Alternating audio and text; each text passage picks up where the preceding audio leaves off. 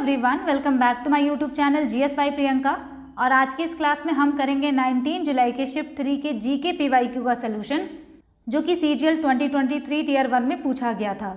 जो लोग भी इस चैनल पर नए हैं तो मैं उनको बता दूं कि मैंने इस चैनल पर जीके पीवाईक्यू की सीरीज़ स्टार्ट की है, जो कि आपके सीजीएल के एग्ज़ाम के लिए काफ़ी बेनिफिशियल होगा।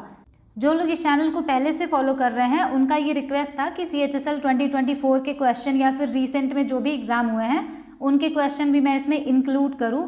तो आज हम यहाँ पे ना देखिए लास्ट में बहुत सारे क्वेश्चन करने वाले हैं और ये सारे जो हैं CHSL में आए हुए क्वेश्चन हैं। आप यहाँ से देख सकते हैं स्कोर बूस्टर सीरीज़, और इसमें हम बहुत सारे क्वेश्चन करेंगे और वो भी नए नए वाले क्वेश्चन जो कि CHSL में पूछे गए हैं।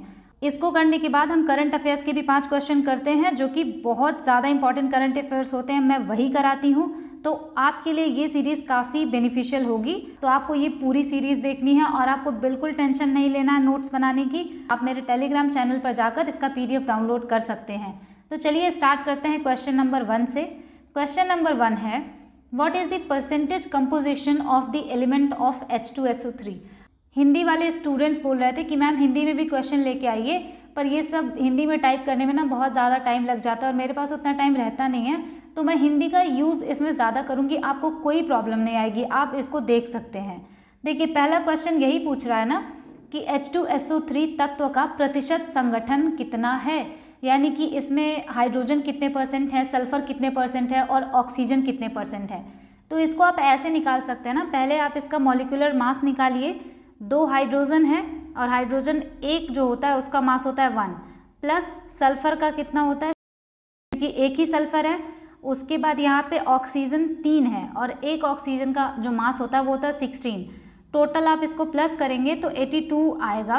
और इसमें निकालने का तरीका ये है कि अगर आपको हाइड्रोजन का परसेंटेज चाहिए तो हाइड्रोजन आप यहाँ पे लिखिए 2, क्योंकि 2 है ना यहाँ पर। उसके बाद नीचे ये टोटल, उसके बाद आप 100 से मल्टीप्लाई कर देंगे तो ये परसेंटेज में आ जाएगा।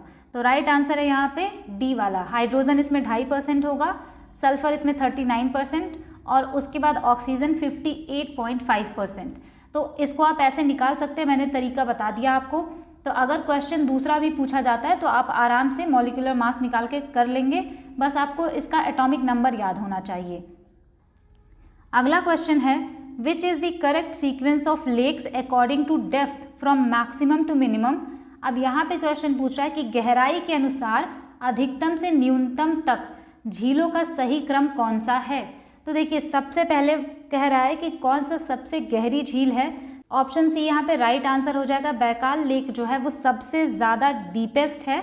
उसके बाद आता है तंगनिका और उसके बाद है कैस्पियन सी, फिर वॉस्टॉक। अब यहाँ से आपको कुछ इंपॉर्टेंट पॉइंट्स याद रखने हैं। बैकाल लेक अगर पूछे तो ये largest fresh water lake in the world है। अगर पूछे कहाँ पर है तो ये रशिया में है, साइबेरिया वाले रीजन में। नेक्स्ट है यहाँ पे लेक तंगनिका, जो कि है second oldest fresh water lake, यानी पहली बैकाल लेक है, उसके बाद ये, और सेकंड लार्जेस्ट है, सेकंड डीपेस्ट है। ठीक, उसके बाद यहाँ से आपको ये भी याद रखना है ना कि इसका बॉर्डर ना 4 देशों से लगता है, Tanzania, democratic Republic of Congo, Burundi and Zambia. तो 4 देशों से जो है इसकी बाउंड्री लगती है। उसके बाद यहाँ पे है कैस्पियन सी, बहुत फेमस है, ये क्वेश्चन आता रहता है। कैस्पियन सी है largest lake of the world. अब आप ये मत सोचिएगा कि ये लार्जेस्ट है या फिर बैकाल लेक जो है ना ये लार्जेस्ट फ्रेश वाटर का लेक है, और कैस्पियन सी जो है ये largest lake of the world है। तो इन दोनों में डिफरेंस है, इसमें आप कंफ्यूज बिल्कुल मत होइएगा। इसका 5 कंट्री के साथ बॉर्डर लगता है कैस्पियन सी का, और ये है लेक। ठीक, और तारीख से आप याद रख सकते हैं Turkmenistan, Azerbaijan, Russia, Iran, Kazakhstan. Next question current affairs का था तो वो बहुत पुराना था, तो हम नया वाला करेंगे। Who is the current chief justice of India. CJI कौन है तो DY चंद्रचूड़, और अगर पूछे किस नंबर के हैं तो 50th नंबर के। अब यहाँ से आपको याद रखना है कि सुप्रीम कोर्ट किस आर्टिकल में आता है। सुप्रीम कोर्ट आर्टिकल 124 में आता है, और 124 से लेके 147 तक इनका आर्टिकल है। अगर आपसे पूछे कि किस पार्ट में आता है तो पार्ट 5 में होता है, और ये चीज़ हम पहले भी डिस्कस कर चुके हैं। अब अगर बात करें ओरिजिनल ज्यूरिसडिक्शन, यानी कि इनका मूल क्षेत्राधिकार किस आर्टिकल में आता है, तो आर्टिकल 131 में आता है। एडवाइजरी ज्यूरिसडिक्शन अगर पूछे, जो कि बहुत बार पूछा गया है कि इनकी सलाहकारी क्षेत्राधिकार किस में आएगा, तो आर्टिकल 143 में। अगला क्वेश्चन है, in a plants accumulates in the initial stages of development during cell expansion. यहाँ पे ये फिल इन द ब्लैंक्स है। यहाँ पे क्वेश्चन पूछा था कि एक पौधे में डैश मध्य लैमेला प्राथमिक कोशिका और माध्यमिक दीवारों में मौजूद होता है और कोशिका के विस्तार के दौरान विकास के प्रारंभिक चरणों में जमा होता है। तो राइट आंसर यहाँ पे हो जाएगा ऑप्शन डी, पेक्टिन जो है ये जमा होता है। अब यहाँ से आप याद रखेंगे ना कि सेल वॉल जो प्लांट होते हैं ना, उनकी सेल वॉल बनी होती है सेल्यूलोज की, फंगस की सेल वॉल बनी होती है काइटिन की, और अगर आपसे पूछे बैक्टीरिया का, तो बैक्टीरिया का बना होता है पेप्टिडोग्लाइकन का। पेप्टिडोग्लाइकन को ना म्यूरिन भी बोलते हैं, इसको भी आप याद रखेंगे। और एक क्वेश्चन बहुत बार पूछा गया ना कि स्लाइम लेयर किस में मिलेगा, तो बैक्टीरिया में ही होता है। बैक्टीरिया की जो सेल वॉल होती है ना, उसी को कवर किए रहता है स्लाइम लेयर। अगला क्वेश्चन है, विच of the following was established on the recommendation of Hilton young commission. तो हिल्टन यंग कमीशन बोलिए या फिर यंग हिल्टन कमीशन, उसके रिकमेंडेशन पे क्या बनाया गया था। राइट आंसर हो जाएगा यहाँ पे ऑप्शन बी, आरबीआई को जो है यंग हिल्टन कमीशन के रिकमेंडेशन पर बनाया गया था। और आरबीआई के रिगार्डिंग भी हम सारे क्वेश्चन डिस्कस कर चुके हैं, लेकिन हम फिर से एक बार इसको रिवाइज करेंगे, ठीक। तो यहाँ से आप याद रखेंगे आरबीआई बना था 1 अप्रैल 1935 को, लेकिन जब ये बना था ना तो कोलकाता में बना था। उसके बाद इसका हेडक्वार्टर 1937 से मुंबई में हो गया और वहीं पर है ये। आपको ये ईयर याद नहीं रखने की ज़रूरत है, बस इतना याद रखना है कि ये 1935 में बना। और अगर पूछे कि इसका राष्ट्रीयकरण कब हुआ, तो 1 जनवरी 1949। और ये क्वेश्चन अभी CHSL 2024 के टियर 1 में भी पूछा गया, काफ़ी लेटेस्ट क्वेश्चन है, तो आप इसको ज़रूर याद रखेंगे। अब यहाँ से आप याद रखेंगे सेबी। सेबी का फुल फॉर्म होता है ना securities and exchange board of India, और इसको अगर बोले कि कब बना, तो ये 1988 में बना। और ये क्वेश्चन भी पूछा हुआ क्वेश्चन है। यहाँ से है ना, पावर थ्रू सेबी एक्ट 1992, यानी सेबी को जो शक्तियाँ मिलती हैं वो सेबी एक्ट 1992 के द्वारा ही मिलती हैं। अब एक क्वेश्चन ये बड़ा इंपॉर्टेंट है, बहुत बार पूछा गया ये क्वेश्चन कि सीडीबी क्या है, कहाँ बना था। तो सीडीबी का फुल फॉर्म जो है ना वो होता है स्मॉल इंडस्ट्रीज डेवलपमेंट बैंक, और ये 1990 में बना। सीधा ईयर पूछा हुआ है, इसीलिए मैं बता रही हूँ आपको। और अगर कहे कि इसका हेडक्वार्टर कहाँ है, तो लखनऊ में है। और इसके अभी प्रेजेंट में चेयरमैन है मनोज मित्तल, ठीक। ये लेटेस्ट है, ये भी करंट अफेयर्स का ही आप समझ लीजिए क्वेश्चन। नेक्स्ट है यहाँ पर, the Olympic games are held after every. तो यहाँ पे कह रहा है ओलंपिक गेम्स कितने सालों पर होते हैं। राइट आंसर हो जाएगा 4th ईयर, यानी हर 4 साल में जो है ओलंपिक गेम्स होते हैं। लेकिन अगर आपसे पूछा जाए ना कि एक समर ओलंपिक गेम और विंटर ओलंपिक गेम के बीच का जो गैप होता है वो कितना होता है, तो 2 साल का, ठीक है। अब यहाँ से आपको ये भी याद रखना है कि पहला ओलंपिक गेम कब हुआ, तो 1896 में ग्रीस एथेंस में। मैं आपको जब शिफ्ट का सोल्यूशन करा रही थी तो वहाँ पे मैंने सारे गेम्स जो पहली बार हुए थे, जैसे कि वर्ल्ड कप हो गया हमारा, या फिर विंटर ओलंपिक्स गेम हो गया, समर यूथ ओलंपिक गेम्स हो गया, या फिर एशियन गेम्स हो गया, तो ये सारा मैंने आपको एक जगह कराया है। तो आप पहले वाले शिफ्ट के सोल्यूशन से देखिए, तभी आपको चीज़ें समझ में आएंगी। पहला वाला शिफ्ट था 14 जुलाई की शिफ्ट 1, अगर आप वहाँ से देखेंगे ना तो आपको क्वेश्चन रिपीट होते हुए मिलेंगे। तो बार बार वही क्वेश्चन करने का फ़ायदा नहीं है, क्योंकि CHSL में बहुत नए नए क्वेश्चन आए हैं, CPO में नए नए क्वेश्चन आए हैं, तो हम वो सब करेंगे इसके एंड में। अगला क्वेश्चन है यहाँ पर, Zorawar Singh Jadhav was awarded the Padmashri 2019 for his contribution of which of the following dance form. Zorawar Singh Jadhav को निम्नलिखित में से किस नृत्य शैली में उनके योगदान के लिए पद्मश्री 2019 से सम्मानित किया गया। राइट आंसर यहाँ पे हो जाएगा option B, Gujarati folk dance from Bhavai. तो देखिए भवई जो है गुजरात का फोक डांस है ना, तो ये भी आप ज़रूर याद रखेंगे क्योंकि ये भी पूछा हुआ क्वेश्चन है। अगला क्वेश्चन है, हिंद स्वराज और Indian home rule is written by which of the following freedom fighters. यहाँ पे क्वेश्चन आपसे पूछ रहा है कि हिंद स्वराज या फिर इंडियन होम रूल निम्नलिखित में से किस स्वतंत्रता सेनानी द्वारा लिखी गई। तो यहाँ पे जो है राइट आंसर होगा option B, Mahatma Gandhi. Hind Swaraj was written by Mahatma Gandhi, उन्होंने लिखा था इसको। अब यहाँ से ना ये क्वेश्चन आप ज़रूर याद रखिए, ये देखिए CHSL 2024 के टियर 1 में पूछा गया, इसलिए आपको बताते भी चल रही हूँ ताकि आपको पता चले कि ये क्वेश्चन कितना इंपॉर्टेंट है। दादा भाई नौरोजी ने दिया था ड्रेन ऑफ वेल्थ थ्योरी, और इनको बोला जाता है grand old man of India. बहुत इंपॉर्टेंट पर्सनैलिटी हैं ये। अगला है यहाँ पर एनी बेसेंट ने होम रूल लीग लॉन्च किया था 1916 में, और ये भी आप याद रखेंगे।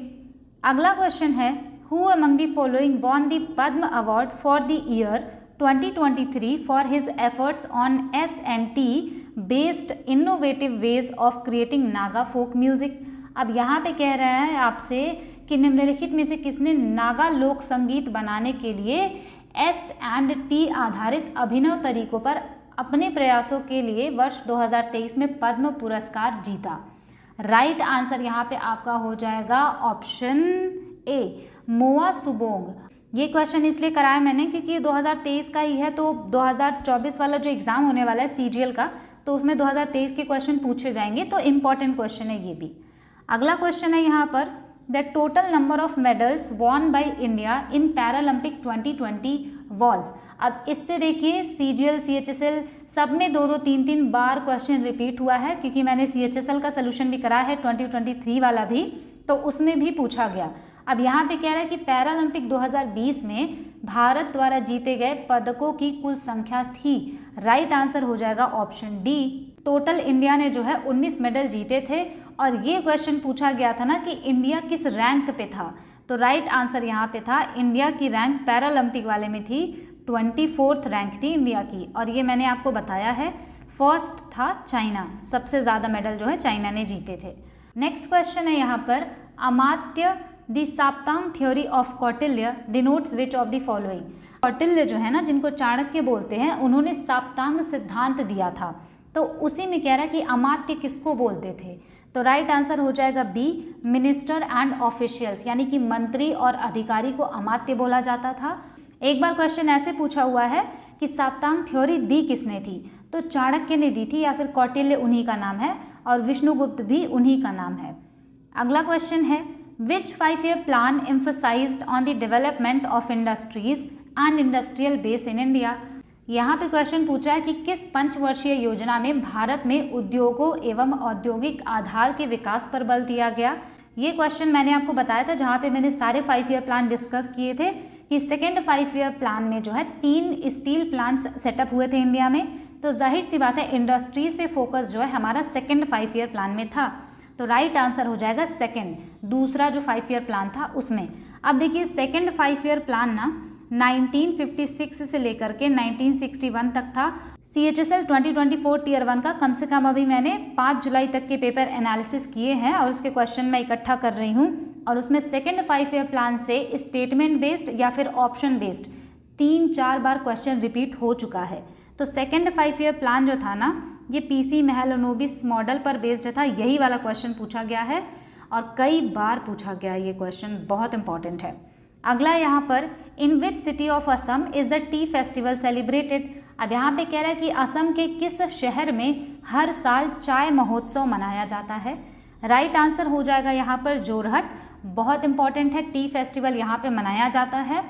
देखिए डिब्रूगढ़ जो है ना, इसको बोला जाता है टी सिटी ऑफ इंडिया, लेकिन यहाँ पे टी फेस्टिवल नहीं मनाया जाता, टी फेस्टिवल मनाया जाता है जोरहट में। ठीक, अगला क्वेश्चन है यहाँ पर विच of the following pairs is incorrectly matched. अब यहाँ पे कह रहा है ना कि इनकरेक्टली मैच कौन सा है। ब्रायोफाइटा मैंने आपको बताया था ना कि एम्फीबियन ऑफ प्लांट किंगडम होते हैं, तो ब्रायोफाइटा को जो है कॉमनली बोला जाता है मॉसेस, ये सही है। सेकेंड है यहाँ पे एंजियोस्पर्म। एंजियोस्पर्म को ना फ्लावरिंग प्लांट के नाम से भी जाना जाता है, ये आप याद रखेंगे, तो अगर आपको मैचिंग कराने के लिए आ जाएगा ना तो आप आराम से कर पाएंगे। तो ये बताइए फ्लावरिंग प्लांट रोज है या नहीं, तो जाहिर सी बात है कि रोज़ जो है फ्लावरिंग प्लांट है, तो एंजियोस्पर्म से इसका जो मैच है वो सही है। नेक्स्ट है यहाँ पे टेरिडोफाइटा। टेरिडोफाइटा जो होते हैं ना, इनको फर्न के नाम से जाना जाता है ना, फर्न। तो यहाँ पे ये जो साइकस है ना, ये गलत है, तो राइट आंसर हो जाएगा ये ऑप्शन सी, टेरिडोफाइटा वाला गलत मैच है। साइकस जो है ये जिम्नोस्पर्म में आएगा और पीनस भी जिम्नोस्पर्म में आएगा।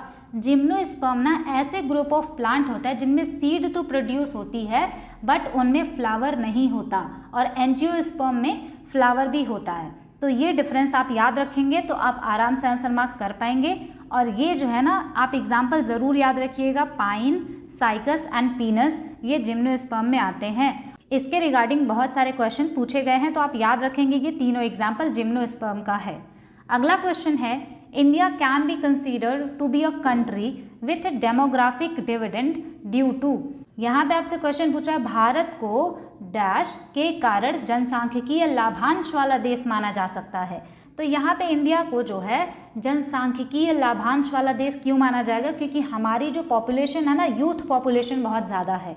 तो राइट आंसर यहाँ पे हो जाएगा option B, high population between 15 to 64 years, यानी कि जो लोग काम कर सकते हैं, युवा हैं, वो बहुत ज़्यादा है यहाँ पर पॉपुलेशन, इसीलिए बोलते हैं इंडिया को डेमोग्राफिक डिविडेंड कंट्री। ठीक, अगला क्वेश्चन है, the famous musician Faiyaz Khan is associated with which musical instrument. यहाँ पे कह रहा है प्रसिद्ध संगीतकार फैयज़ खान किस संगीत वाद्ययंत्र से संबंधित हैं। राइट आंसर है यहाँ पर तबला प्लेयर है। ये नए नए नाम आते रहते हैं तो आपको याद रखना है। अब यहाँ से आपको याद रखना है, वीणा से अगर पूछे तो दोराई स्वामी अयंगर, ई गायत्री, एस बालाचंद्र, इनसे बहुत सारे क्वेश्चन बनते हैं। शहनाई से तो आप यहाँ पे स्टार मार्क कर लीजिए, और इनके रिगार्डिंग मैंने आपको क्वेश्चन भी बताया है कि इनको कब पद्म विभूषण मिला, कब इनको भारत रत्न मिला, तो वो बहुत इंपॉर्टेंट है, सीधे ईयर पूछा हुआ है, तो वो मैंने किसी और शिफ्ट में डिस्कस किया है। यहाँ पे देखिए बिस्मिल्लाह खान, अली अहमद हुसैन खान, नज़ीर हुसैन खान और अनंत लाल, ये सब शहनाई से रिलेटेड हैं। और नेक्स्ट है यहाँ पर सितार प्लेयर रविशंकर, विलायत खान, निखिल बैनर्जी, बुद्धतिया मुखर्जी और अनुष्का शंकर भी अगर आ जाए ऑप्शन में तो वो भी जो है सितार प्लेयर हैं, लेकिन उनकी स्पेलिंग शायद ऐसे है, अनुष्का शंकर। ठीक, तो यहाँ से आप याद रखेंगे, इनका जो है कॉम्बिनेशन में एक बार क्वेश्चन पूछा गया था। अगला क्वेश्चन है, द रायगढ़ घराना is associated with which of the following dance form. यहाँ पे आपसे क्वेश्चन पूछ रहा है कि रायगढ़ घराना निम्नलिखित में से किस नृत्य शैली से संबंधित है। राइट आंसर हो जाएगा ऑप्शन सी, रायगढ़ घराना जो है कथक से रिलेटेड है। अगला क्वेश्चन है यहाँ पर, whose law states that the total energy per unit mass of flowing fluid at any point in the sub surface is the sum of kinetic potential and fluid pressure energy and is equal to a constant value. अब ये question CGL CHSL सब में मिला के 3-4 बार repeat हुआ है, और इसको आप सीधा याद रखेंगे कि किसका नियम कहता है कि उप सतह के किसी भी बिंदु पर अगर बहते हुए तरल पदार्थ की प्रति इकाई द्रव्यमान की कुल ऊर्जा जो होती है वो गतिज ऊर्जा, स्थितिज ऊर्जा और द्रव दबाव ऊर्जा के योग के बराबर होती है, और वो एक कांस्टेंट वैल्यू होती है। तो ये था डेनियल बर्नौली ने दिया था, काफ़ी इंपॉर्टेंट क्वेश्चन है, हर बार पूछा जाएगा कि एनर्जी जो होगी वो सम होती है kinetic potential and fluid pressure energy का। तो किसने दिया? Right answer Daniel Bernoulli. अब यहाँ से आप एक चीज़ याद रखेंगे ना, इवेंगेलिस्ता टॉर्सिलाई जो है इन्होंने खोजा था बैरोमीटर, काफ़ी इंपॉर्टेंट है, ये पूछा जा सकता है इसलिए आपको याद रखना है। और बैरोमीटर अगर पूछे कि किस लिए यूज़ होता है तो ये एटमॉस्फेरिक प्रेशर नापने के लिए यूज़ किया जाता है। अब यहाँ से 3 लॉ है ना, गैसेस के 3 नियम हैं, उसको आप याद रखेंगे। पहला है Boyle's law, Charles law and ये है गैलुसेक्स लॉ।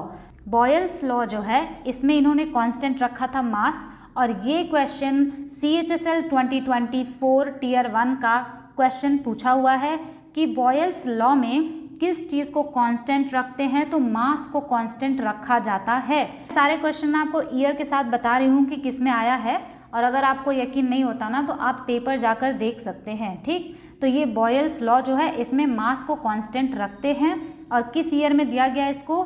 1662 में। ठीक, उसके बाद ये चार्ल्स लॉ जो है इसमें प्रेशर को कांस्टेंट रखा गया। गैलुसेक लॉ जो है इनमें इन्होंने मास एंड वॉल्यूम को जो है कांस्टेंट रखा, और इन्होंने कहा कि अगर मास और वॉल्यूम कांस्टेंट है तो जैसे जैसे प्रेशर बढ़ेगा गैसेस का टेम्परेचर भी बढ़ेगा। तो किस ईयर में दिया? 1808 में। ये शायद RRB में एक बार पूछा गया था। अगला क्वेश्चन है, what is the name of the flagship programme that was launched in 2005 to address the lack of infrastructure in urban India. अब यहाँ पे कह रहा है ना कि शहरी भारत में बुनियादी ढांचे की कमी को दूर करने के लिए 2005 में शुरू किए गए प्रमुख कार्यक्रम का नाम क्या है?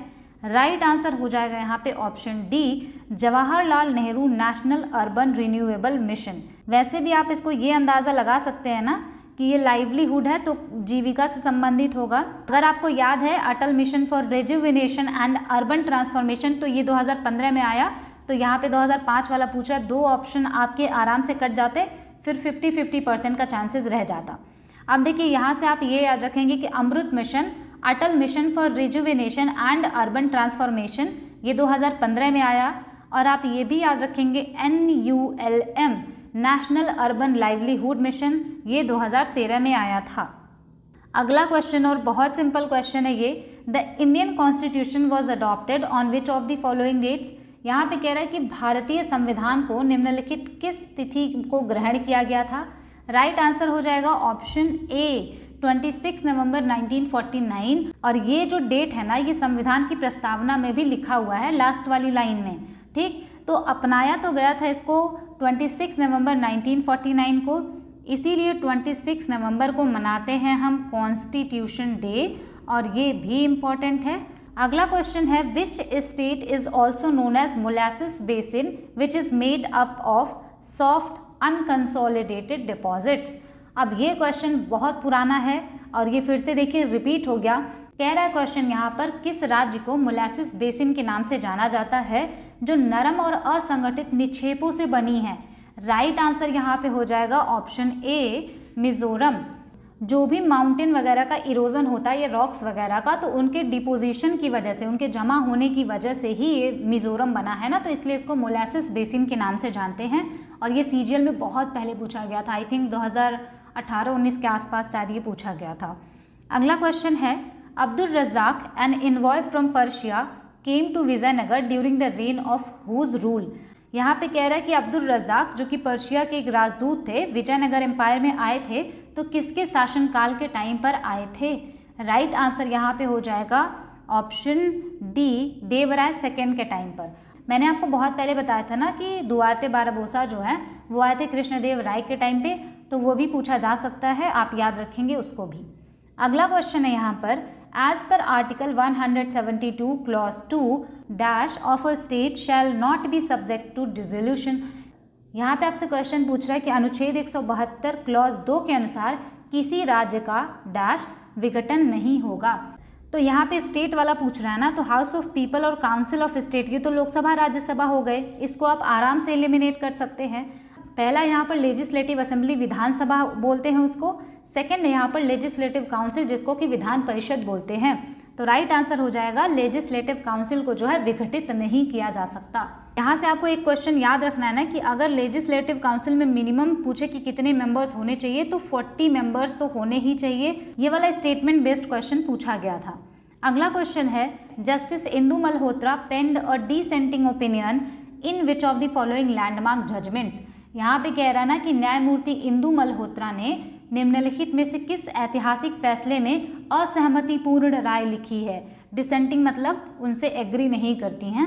तो राइट आंसर हो जाएगा यहाँ पे आपका option C, entry of women to Sabarimala. ठीक, इन्होंने ये लिखा है। अब यहाँ से आप एक याद रखेंगे, केशवानंद भारती केस जो है बहुत इंपॉर्टेंट है। इसमें जो है सुप्रीम कोर्ट ने बेसिक स्ट्रक्चर का कॉन्सेप्ट लेके आया कि कुछ चीज़ें ऐसी हैं ना जिसको चेंज नहीं की जा सकती। वैसे ये संविधान में कहीं पर नहीं लिखा है, बस सुप्रीम कोर्ट इसको लेके आया था। केशवानंद भारती केस अगर आपसे पूछे कब हुआ, 1973 में। अगला क्वेश्चन है, और ये भी मैंने आपको कराया है पिछले शिफ्ट के सोल्यूशन में, Mahatma Gandhi return to India from South Africa in. यहाँ पे कह रहा है महात्मा गांधी जो है साउथ अफ्रीका से इंडिया कब लौटे। राइट आंसर हो जाएगा जनवरी 1915 में, लेकिन मैंने आपको डेट भी बताई थी कि 9 जनवरी 1915 में ये आए थे, इसीलिए 9 जनवरी को ना प्रवासी भारतीय दिवस मनाया जाता है। अब यहाँ से आपको ना ये चीज़ें याद रखनी है, क्योंकि कभी कभी ना ऑर्डर में लगाने को दे देता है कि कब कौन सा मूवमेंट इन्होंने किया, तो इसको मैंने आपको डिटेल में बताया है। सत्याग्रह कैंपेन इन्होंने लॉन्च किया था रॉलेट एक्ट के विरोध में, तो 1919 में। नॉन कोऑपरेशन मूवमेंट अगर पूछे तो 1920 में। डांडी मार्च अगर डेट पूछे तो 12 मार्च 1930 में। क्विट इंडिया मूवमेंट 1942 में। तो ये इतने जो हैं हमारे इंपॉर्टेंट क्वेश्चन थे। अब हम करेंगे बहुत सारे क्वेश्चन जो CHSL टीयर 1 में पूछे गए, उसके बाद हम 5 क्वेश्चन करंट अफेयर्स का करेंगे। मैंने ऑब्जर्व किया ना कि जब CHSL या CGL जिसका भी पेपर पहला हो और जिसका पेपर बाद में होता है ना, तो उसमें उसके क्वेश्चन रिपीट होते हैं। ठीक, तो आपको याद रखना है पावर टू रेगुलेट सिटीजनशिप, यानी नागरिकता के कानून को कौन रेगुलेट करेगा, कौन बनाएगा, उससे संबंधित नियम तो पार्लियामेंट बनाती है। ये 1 जुलाई का क्वेश्चन है फर्स्ट शिफ्ट का। उसके बाद है peninsular plateau of India was a part of. Peninsular plateau जो है भारत का, वो पहले किस कॉन्टिनेंट का पार्ट हुआ करता था? तो राइट आंसर यहाँ पे था अफ्रीका। और ये क्वेश्चन आसान था, ऑप्शन में आप एलिमिनेट करके भी कर सकते थे। उसके बाद यहाँ पर पूछा गया कि बृहत कथा कोश के अथर कौन है, मतलब उसको लिखा किसने था? तो राइट आंसर यहाँ पे हो जाएगा हरीश सेन ने लिखा था बृहत कथा कोश। उसके बाद ना कंप्यूटर से मैंने देखा बहुत ज़्यादा क्वेश्चन पूछे गए हैं MS एक्सेल से, तो उसको आप ज़रूर कहीं से देख लीजिएगा। MS एक्सेल पे पूरी वीडियो, बहुत ज़्यादा क्वेश्चन आए हैं और एक एक शिफ्ट में ना 2-2 क्वेश्चन या कभी कभी 3-3 क्वेश्चन भी पूछा गया है कंप्यूटर से। क्वेश्चन बहुत बड़ा था, लेकिन मैंने यहाँ पे ना कीवर्ड्स के फॉर्म में लिया है छोटा करके, ताकि आपको याद रखने में आसानी हो। इसमें पूछा था emoticons in an instant messaging conversation window कहाँ पर होता है ये? तो राइट आंसर था कि at the bottom of the chat window.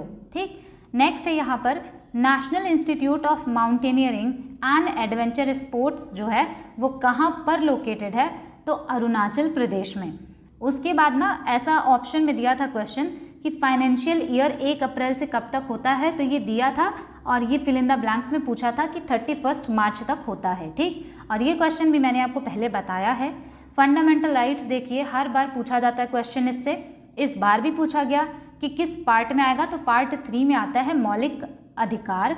उसके बाद ना ये भी फिल इन द ब्लैंक्स के फॉर्म में पूछा गया था कि जियोइड जो है ये क्या है?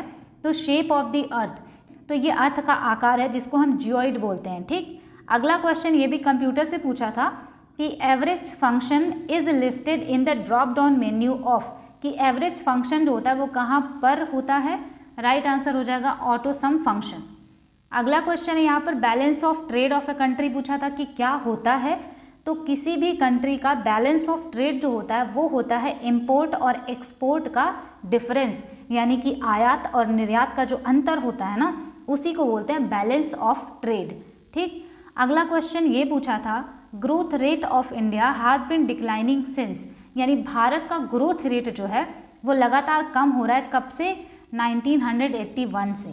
उसके बाद एक क्वेश्चन ये भी पूछा गया इन DNA which principle govern the process of transcription, DNA में ट्रांसक्रिप्शन का प्रोसेस किस सिद्धांत के द्वारा गवर्न होता है?